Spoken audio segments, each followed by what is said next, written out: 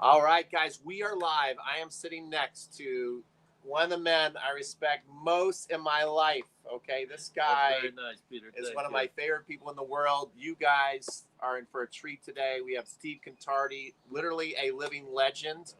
And especially if you're from Cincinnati, you know what I mean. You go, first of all, Cincinnati tournament is the best tournament in the world, at least in the United States, in my opinion. I love it. Better than U.S. Open. You walk with this man, you can't take two steps without everybody coming up to him. He's amazing. He's going to be giving us 5 greatest tips of his life. Tell us a little bit about give us a little preview without giving too much away. Well, I mean, the preview is really we tend to complicate tennis, so I want to make it simple. I want to give you, 6 hints that I don't even need a racket to explain to you, and just dumbing it down a little bit and using some logic. Yeah, yeah. Well, we got some people on. First of all, this is one of my. This guy has come to. Why won't that show it? Show it. There we go. This is Mark the Beast Davis right here, and he's come out to our Cincinnati clinic probably about 5-6 times. He's an amazing guy. What I want to know awesome. is did he default because Djokovic? That's right. You didn't like that Djokovic wasn't there. Djokovic wasn't here, so he didn't come this year. Then we got Tim saying good morning. They've changed the thing on me here. You got to do a double click, so I don't like that. But anyway, we got good morning. Hello. A lot of people you guys are on. We love seeing you on. Thank you so much for joining us. We got 55 backstage right here who look at the modern technology going on right here. Like this is like the Tonight Show level technology we've got. And we got Guy from, where are you? Hello. I can't keep up with you. Where are you right now, Guy? I am in Switzerland, actually. He's in Switzerland. Yes. But he's going to, in a little bit, be telling you how you can travel with him all over the world. What trips do we have got planned coming up that people can still get into? Give us from the earliest to the latest, like what's the next 12 months looking like? Next month, next month, in a couple of weeks, we are in Italy, in Rome and Florence, playing at the Foro Italico where they play a tournament. And next June, we will be going to Slovenia and Croatia. And in July, we will be going to Switzerland. Amazing. So we'll tell you more about that, how you can be part of it. It's incredible. Right now, I'm here doing the masterclass clinic with Steve, which is incredible. We go to the Cincinnati Open. It's amazing. But let's get these 5 tips. First of all, I see so many of you guys there. I'm going to put Guy backstage. He'll be back with us a little later. Again, a couple more people want to acknowledge. Larry, we see you. Ron, we see you. A lot of you guys already filled out a form for next year. Steve's already had about 4 people apply today, so make sure you get in if you're interested in coming. I see Tim Blessing there from Madison, Wisconsin. All right. Good old cheesehead. This guy has been out to your Newcomb's Ranch. Tom. Yes, Tom. Yes, he has, of course. Yeah. So it's great to see all you guys. This is amazing. Steve? Okay. Tip number 1. Tip number 1. First of all, like I said at the beginning, we tend to complicate the game, and it is a complicated game, but we don't have to make it more complicated. So I'd like to give you a couple of things that, like I said, you can improve without even hitting a ball at this point in time. The first 2 involve your head, one using it, one not using it, okay? If you follow baseball at all, okay, the first thing they teach you in baseball when you're tracking a fly ball is not to move your head when you're running under the ball because you can't see it. So same concept here. When you go to hit a stroke, okay, keep your head stable. We're all after more power. Everybody wants more power. Well, the number 1 source of power, no matter what we talk about, loading and everything else, number 1 source of power is hitting the ball in the middle of the racket.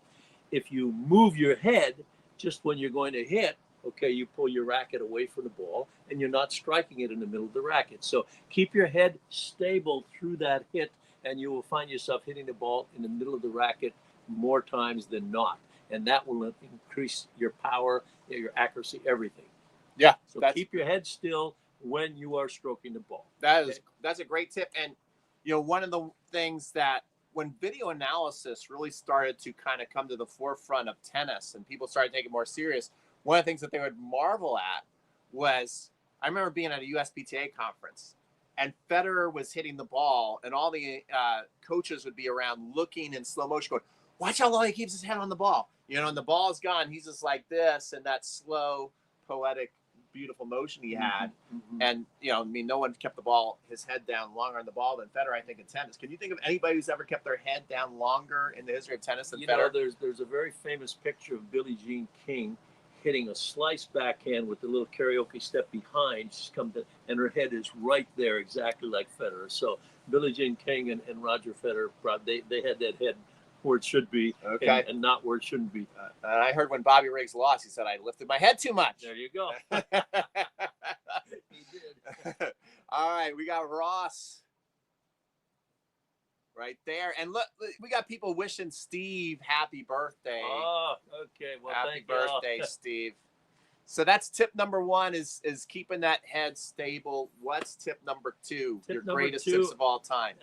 Tip number two is going to involve the head again, and this is a very simple one that Dick Stockton really brought to me, and it's so logical. When you volley, keep your head at the level of the ball, okay? And in doing that, you're going to it's going to make you stay on the ball a little longer watching it. It'll keep you everything focused. So the low ball, you get your head down. The high ball, you get your head up here, okay? And again, eyeball, same with the racket. You'll make better contact, and you'll be in perfect position after the shot as well. So eyes at the level of the racket when you're volleying. That's pretty good, too, because I think just by keeping the eyes at the level of your racket, it's going to also have you make because everybody's always wondering, well, how much should I bend my legs? You know, how you know, and so this is going to help you kind of on autopilot, make sure you're bending, because to get the racket and the head close, you're going to be having to make your adjustments in your legs as well, right? And as you're doing that, Peter, something else happened when you're just doing that. You're automatically getting that racket out in front of you too, out where your eyes are. So that helps everything. Eye on the ball, racket in front. Mm-hmm. Perfect form for volley. Yeah. All right, we got Ed saying howdy from Jacksonville. Hey, Ed, how you doing, buddy? I love this. We got a great crew. We got 87 people on for lunch. This is really good. Tom David from San Antonio. Hey, Tom. Yeah. And Mark Davis says amazing. He is amazing. Steve is amazing. If you guys are just tuning in right now, what's going on is I have living legend with me, Steve Contardi, who's actually been, if you guys don't know, I'll try and give fun facts throughout the entire interview here. We've already given away 2 amazing tips. He used to commentate on the Cincinnati Open for, if I'm right, 28 years. About 28 years we did it, right. 28 years. We would do the regional TV would do Monday through Friday, and then the networks would come in and do the weekends. Yeah. Another part of the legend of Steve is that he was very good friends with Nick Bollettieri. Therefore, he became very good friends with Andre Agassi. When Andre Agassi was in his 20s, his son Mario was just a young little tyke, and Agassi would stay at the house and do what with your son in the backyard? Oh, they would play ball. What Andre always wanted to practice away from the site. So we would find private courts and hit some tennis balls, throw the football, kick soccer balls, play home run derby, shoot buckets, do the whole 9 yards. Do the whole 9 yards in Steve's backyard. Andre Agassi. I mean, you have to go on these trips with Steve so you could just. You're thinking, oh, the best part of the trips is going to be going to all these amazing places, which it is. But the more you sit around Steve, you're like, I just want to hang around Steve and hear these amazing stories. Like, Steve has so many stories that unless you know him, you can't even comprehend what's going to come out of this guy's mouth. You're just like, I always tell Steve, I'm like, Del Secchi's got it wrong, Steve. You are the most interesting man in the world. And when I told that to Bollettieri says, second most interesting man in the world. All right, Steve. All right, Pete's my agent. Tip number 3. Tip number 3. Tip number 3 is depth. I consider depth to be the single most important direction in tennis. Okay, keep the ball deep. If you keep the ball deep, a couple of things happen. Number 1, okay, you have to hit high. Okay, and remember, I don't know how many was it, 92 million miles to the sun. That's so you got all of that room. There's no reason to ever hit a ball into the net. Hit the ball high, you'll get the ball deep in the court. Okay, if your ball is deep in the court, you are in control because you're backing your opponent up. So he can't hurt you from back there. Secondly, he's most likely, or probably will hit a short ball, which means now you can attack. So depth is the single most important thing, most important direction, I think, in tennis. Hit the ball high, follow through, keep it deep, push your opponent back, get a short ball, and the point is yours. When you're watching out here at the Cincinnati Open or any tennis tournament or any good player play, okay, they're pounding the ball. The first mistake that anybody makes typically is a short ball, and then the point's over because somebody takes control. You get that by hitting the ball deep, forcing them to hit the ball short. So depth, the most important direction in tennis. Yeah. And, you know, something that's interesting too, Steve. First of all, if you go, Tom David said, first of all, best tip in the world. So I agree. I like the depth tip. And there's so much that we can go into about that. Best trips in the world. Best trips in the world. Sorry. Best tips and best trips in the world. Good. But with the depth thing, you watch the pros play, and especially to get behind them, you're going, wow, that ball's going over the net higher than it even looks if you're sitting on the side. On the side, sometimes it looks like he's going over the net by that much. When you watch it and you're behind, you're like, oh, these are going over by yay high, a lot higher than you think. And the more I watch pro tennis, I'm going, you can copy shapes, you can copy technique, but you can't even come close to replicating what they're doing out there. So you want to take everything they're doing and then going, okay, well, let me add about 2 or 3 more feet for me. Yeah, if they need this much clearance, I need that much clearance. Right. And so think about that, guys. We want to copy the pros, but we want to make an adjustment. We need to make a little modification to water down what they're doing so we can actually use some of this stuff effectively. Then the other thing is Jorge Capestany, one of my favorite instructors in the world. Very good man. He's a great man. He kept the study and he asked everybody, hey, what's the least favorite part of your body to hit on? Is it your knees and below? Is it like your waist, which everybody loves the waist? Is it your chest, or is it above your shoulders, right? People give themselves D's and F's above their shoulders. Right. So you get it high, it's going above their shoulders, and then that's how you can really set up you and your partner and just create a lot of unforced errors. Yeah, above the shoulders, it's anatomically you're weaker up there, and they don't have enough strength to get the ball back deep. Just as in baseball, okay, the pitcher always wanted to get the hitter to go after the high ball. Yeah. Because he didn't have any strength up there. Couldn't swing fast enough. Yeah. Excellent. Guys, we're over 100. We are over 100 people right now, 11:42 on a Thursday. You guys are doing amazing. We're up to tip number 4 of Steve's best tips. Okay, tip number 4, again, taking from another sport, play tennis without the ball. I love Play this. tennis without the ball. And I'll talk about 2 things. First of all, doubles. Okay, and Pete will talk to you and has talked to you about positioning and whatnot. But when I don't have the ball, I'm moving, okay? And everybody's got to be moving. It's just like basketball. You don't have it, you move to the open spot, blah, blah, blah. You move to your spot in tennis, wherever you want them to be. It's your doubles coach, Peter. But keep the feet moving and always be moving. Now, along with that, playing singles and or doubles, I like to have you concentrate on 8 steps between each hit. So I hit the ball, it's on the way back. Peter hits it back to me. Before I hit it the next time, I want 8 steps in there. So I hit, I'm recovering, I'm positioning myself. You're hitting the ball. I'm taking my small steps to get to the ball, et cetera, et cetera.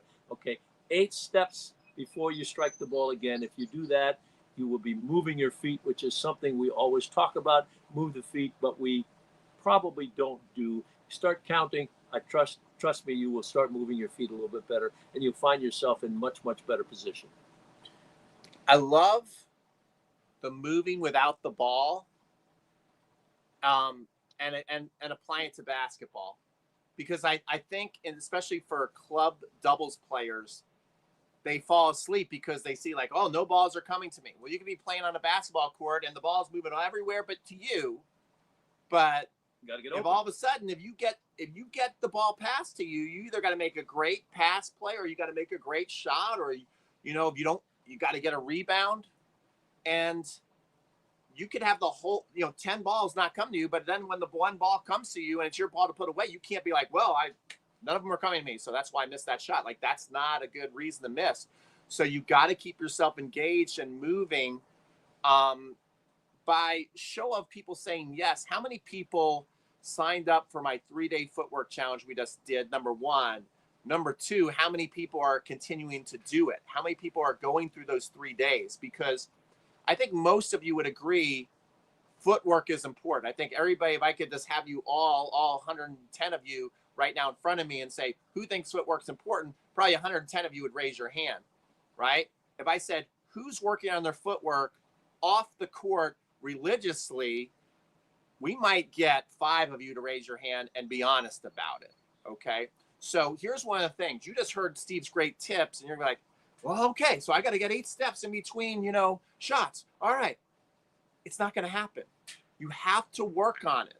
One of the things I like to tell people is you can't tell and yell at yourself to move your feet. That doesn't work. It might work for a couple of points, but you have to build a habit, right? So most people start saying things in a match like, come on, Jim, stop being lazy. Come on, Jim, move your feet.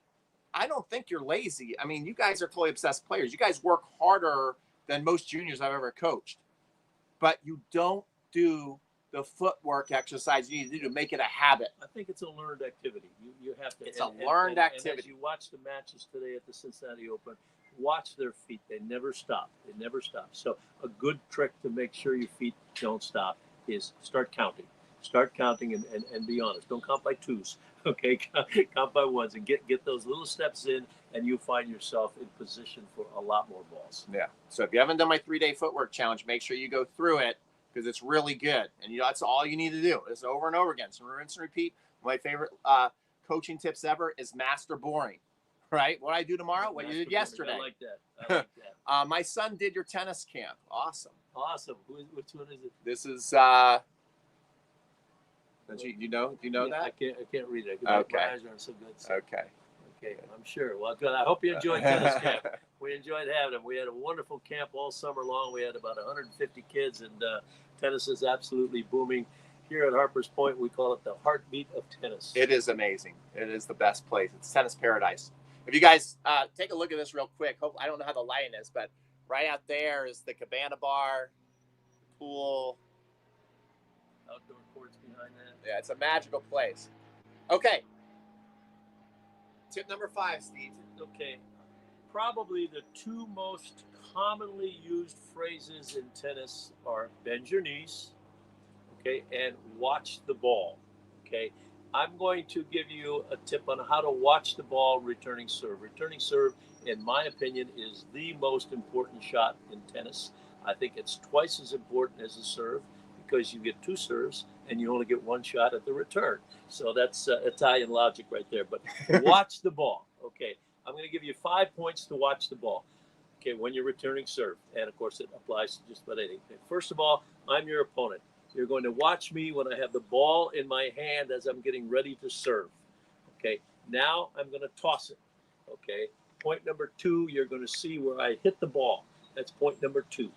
Point number 3 is when the ball breaks the plane of the net. Now, you've done something now that you probably haven't done too often before. You've watched the ball on the other side of the net. Okay, typically we start watching it when it's on our side. So point 1, in the server's hand. Point 2, contact. Point 3, break the plane of the net. Point 4, when the ball bounces. Point 5 is when you hit the ball. So 5 points to watch the ball. You'll see it in its entire flight.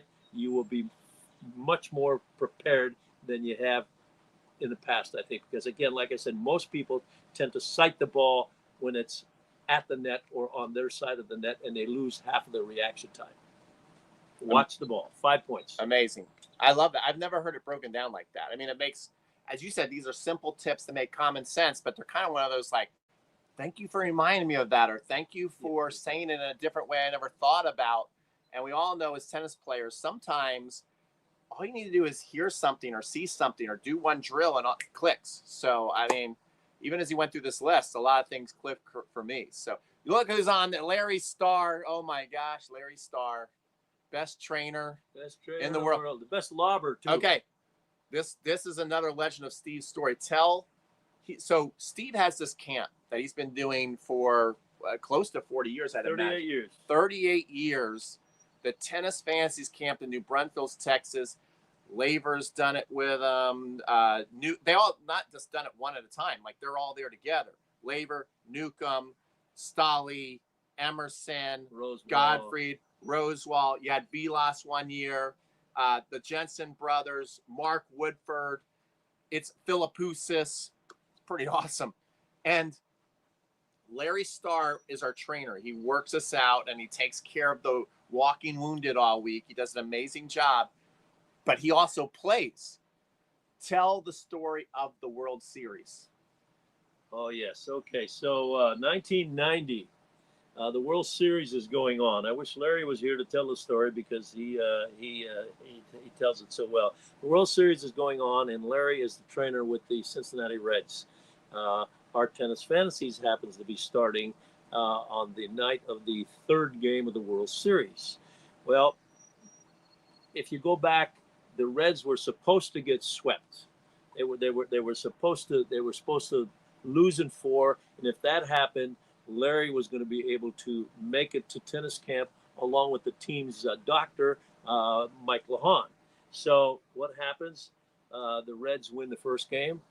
Darn it, we're not going to be able to make it to Tennis Fantasies. The Reds win the second game.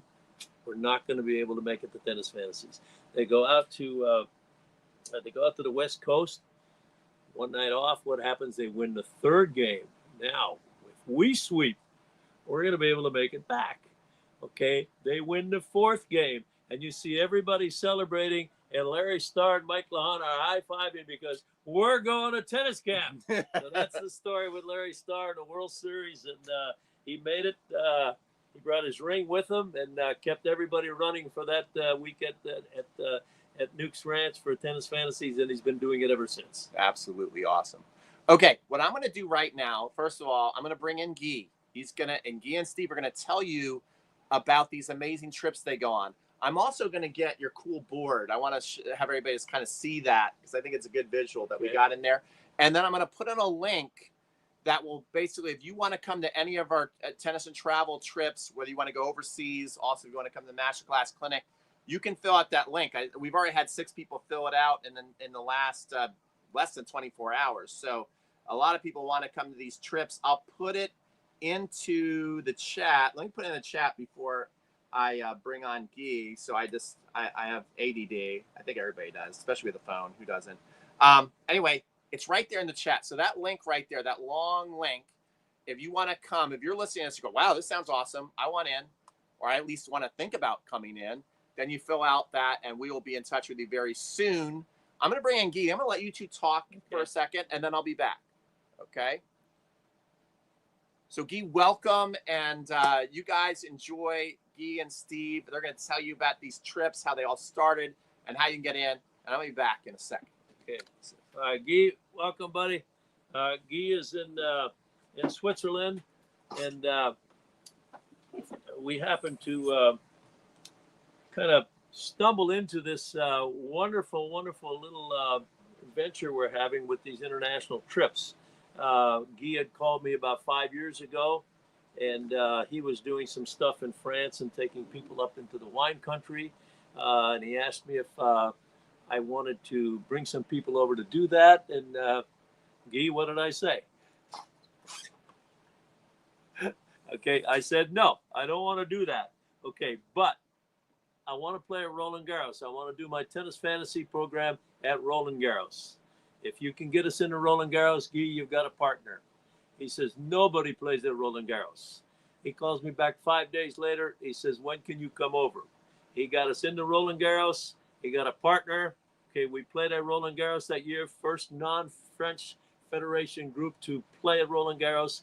And from there, we started not only a business, but a tremendous partnership and a tremendous friendship.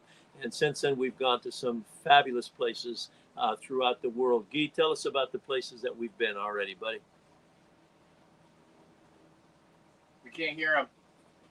Guy. Yeah, sorry. Yeah, I had we got you now, my buddy. micro out.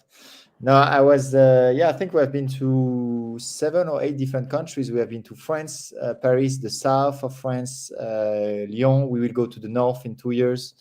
We have been to Argentina. We have been to Uruguay. We have been together to Australia. We have been this year to Portugal. We have been to Spain last year and this year again. We're going to be in Italy coming up. Next year we'll be going to Croatia, Slovenia, and Switzerland. And I think I'm forgetting some destination, am I? There's been so many we have been traveling together. So yeah, that's been great. Okay, all right, good. So tell us about the upcoming trips. First of all, the Italian trip is coming up in about 3 weeks. And if anybody out there wants to do things on a spur of the moment, Guy, do we have any room for Italy if somebody would want to come? Yes, we still have some rooms for Italy. We can make it happen for you if you really want to come to Italy and discover Rome while playing tennis and Florence while playing tennis. We'll be happy to assist and help you. Okay, and what is the famous place we're going to play at in Rome? We'll be playing at the Foro Italico where they play the tournament, and at the Pietrangeli Stadium, where they have they had this final this year. I think it was Alcaraz maybe. Where Alcaraz won with all these statues surrounding you. So we will be playing 2 days at the Foro Italico, and you will have the chance to play in these stadiums that you dreamed of. Now, obviously, we don't play tennis all day, even though some of us might like to do that. So we play tennis a couple hours in the morning. What goes on when we're not playing tennis? Yeah, so these trips are, just to describe, are usually 7 nights and 8 days. It's usually 5-star hotels. We venture 2 different cities or 2 different countries, and it's a mix of tennis, culture, and relaxation. So we're trying to play tennis usually 2 to 3 hours in the morning. We have a nice lunch together, and in the afternoon we have some local cultural activities. We bring you to I don't know, to some cooking class, to some visits, to some wineries, and we add up also very nice restaurants for lunch, for dinner. We give you also free time, and everything is organized for you. So you really have to worry about nothing. Just bringing your racket and your tennis outfit in the morning, and we take care of absolutely everything for you. Okay, now what about the husband or wife whose spouse doesn't play tennis? How do we accommodate that person? Yes, so some of you are big tennis fans. I'm sure you are all connected to this chat, and your wife or your husband does not play tennis. And we provide also a package for all these non-tennis players. We call them the Bon Vivant club members. So meanwhile, you're playing tennis in the morning, we are taking you to some activities, I don't know, such as, for example, cooking class in Italy with some grandmothers. We're going to visit different sites in Rome or Florence. We're going to a shopping mall. So we're doing all sorts of activities. So in the morning when your spouse is playing tennis, you are doing something. And in the afternoon, we all meet up for group activities, and then we have dinner all together. We also give some free time, so you don't have to have dinner all the time with the group. You can be on your own. So yeah, I think it's the right mix for everyone. And usually the non-players are as happy as the tennis players, and the non-players bring back the spouse to do another tennis trip. Now tell me, how have we used to call them non-tennis players? What are we calling them now? Well, you've got a very nice name for them now. Now we call them Bon Vivant, Bon Vivant tennis player. Bon Vivant means the people that like to enjoy life, to like the good food, they like the gastronomy, they like the culture, they like the good time, the friendship, and the camaraderie. And I think this trip, Steve, is it's all about that. It's the friendship, the camaraderie between every people coming along in this trip. Yeah.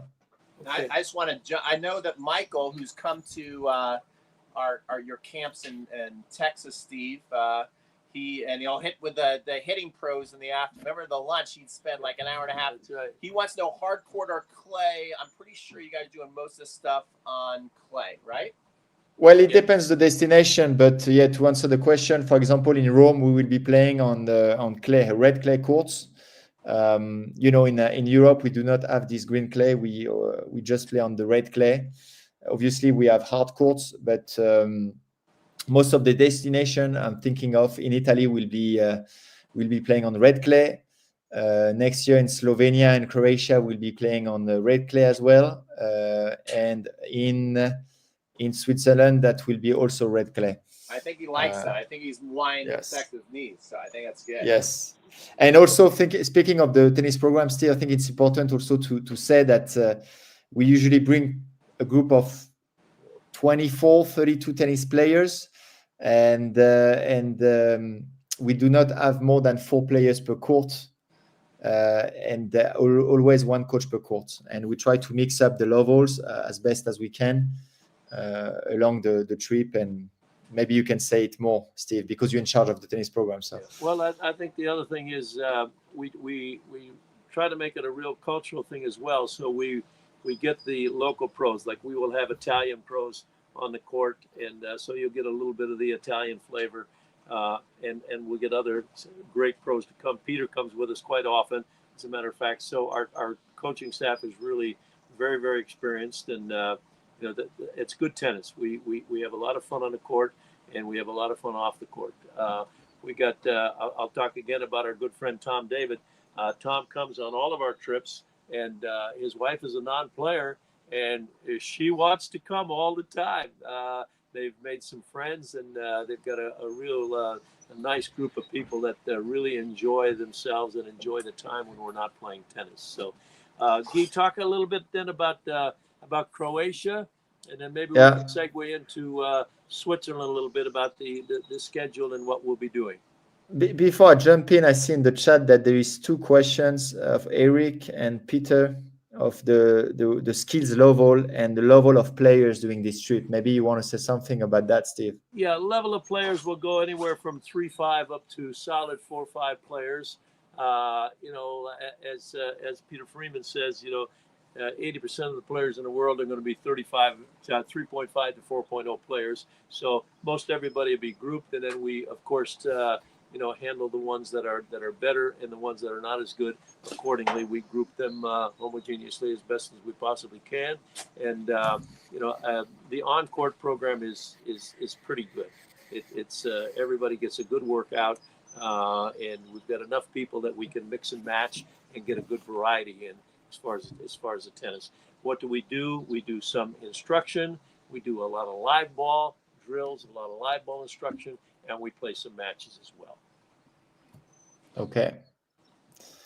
And somebody is asking mostly doubles. It's a good question.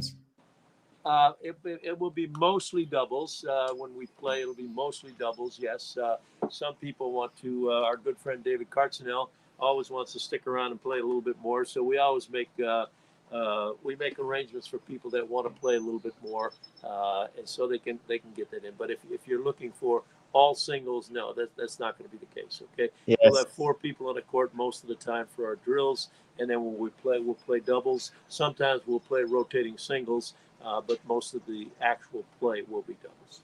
Yeah, I think it's a good point that you mentioned that we have a program going on with our coaches and the team from the US, the team from the local country, and then if some people really want to play more tennis, we assist and we try to book some courts and get a coach for them so they can play extra 1 hour, 2 hours, single games or doubles or whatever they want. But yeah. We have given up Beat the Pro because they all wanted to play Guy and try to beat Guy, but nobody ever has. So we don't do that anymore. Guy's undefeated. Actually, we do a little bit, but okay. Yeah. But regarding the trips for next year, we are offering 3 trips at the moment. 2 trips are back to back. It's combining Slovenia and Croatia for 7 nights and 8 days. We spend 2 nights in the capital city of Slovenia, which is called Ljubljana. It's a really nice city. I was there about a couple of months ago. We play on the 8 beautiful clay courts. It's really a pedestrian city. You can go everywhere by walking. You have a nice little river, and the hotel is a top-notch 5-star hotel. You will be staying in very, very nice room and spacious room. I know that Americans, they love spacious room and they love the AC. So we make sure that you have your AC and the space in your room. We will spend 2 nights there, do some very nice activities. We'll visit also the largest caves in the world, located in Slovenia. We'll check out a medieval castle. On top of all the tennis activities, we'll go in one of the most famous horse farm in Slovenia. And we will drive down South Croatia, which is the north of Croatia, and the Istria region. It's about 2 hours drive only. And we will stop by in this beautiful fishing, amazing, picturesque town in Croatia called Rovinj, Rovinj. And there we will spend 5 nights in one of the most beautiful hotels I can tell you. It seems like a James Bond hotel for me. And we will have the courts just walking distance. We will have our golf team car taking you to the courts, clay courts, our Croatian team waiting for you, US team as well. We have very nice meals, activities, truffle hunting. What do we have in activities? We have some cooking classes. We have some island cruises, dolphin cruise, all these beautiful Croatian islands you're going to visit. So that's what under the program. I'm actually very excited about it. And what happened is that we already sold out one trip, but we have opened up another week from the 25th of June to the 2nd of July. We still have some spots available. So that's for Slovenia and Croatia. And the last trip we're doing is actually where I'm based. Actually, we will be going to Switzerland from the 11th to the 18th of July 2026. We'll be going to Lausanne. Lausanne is the capital city of the Olympic Games. That's where they have the committee over there, right along the Geneva Lake, the biggest lake in Europe. It's a very nice town. The hotel is top-notch, 5-star. Across the street, you will have your beautiful clay courts where you will play at.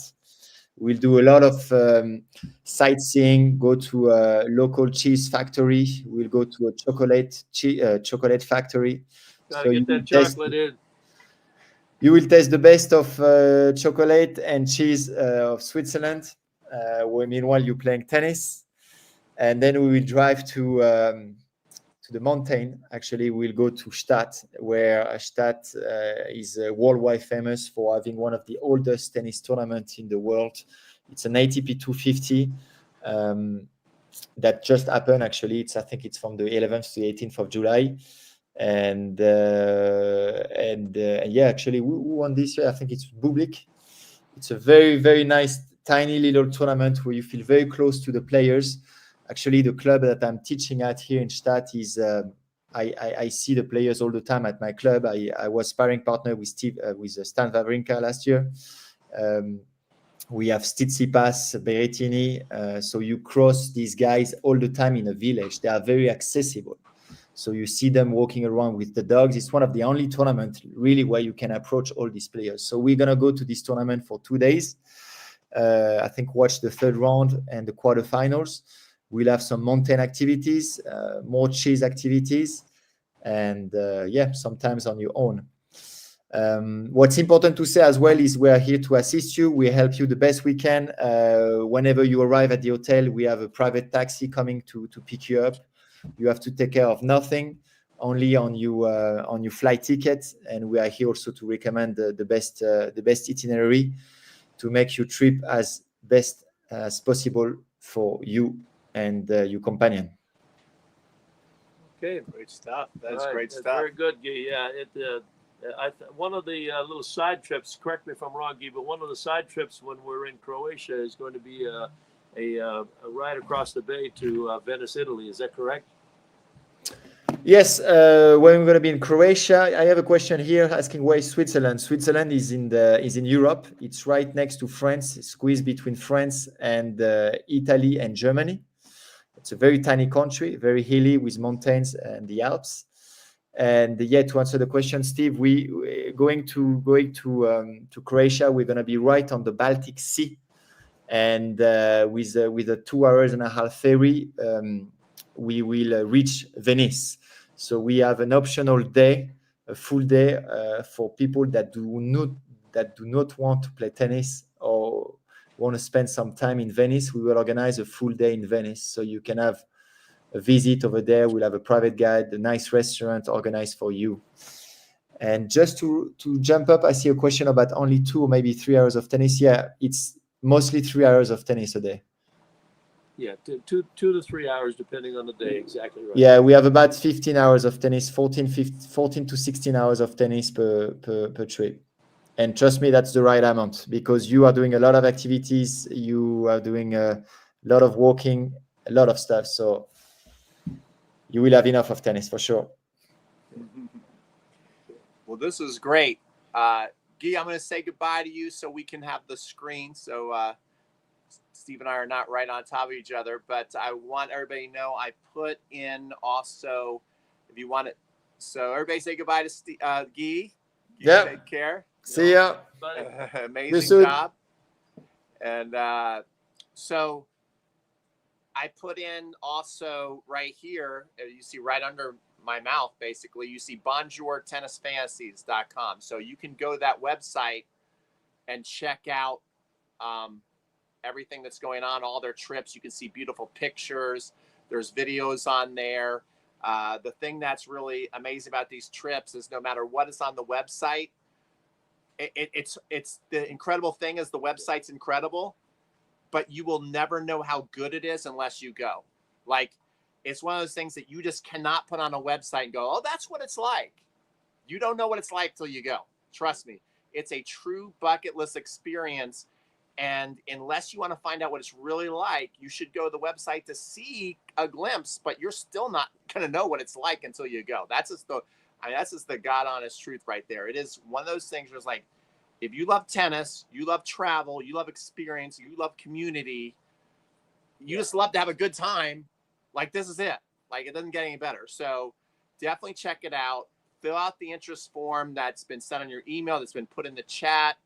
If you do happen to fill out their email, like let them know that you know me, and that will get you somewhere. Like, I can't really go many places in the world outside of tennis, and I mean anything, but in tennis I mean a little something this guy. So they'll take good care of you. And anything else, Steve, before we go? I think you hit it. I mean, look, tennis players are typically social. So, you love tennis, you like being around people, and you like new experiences.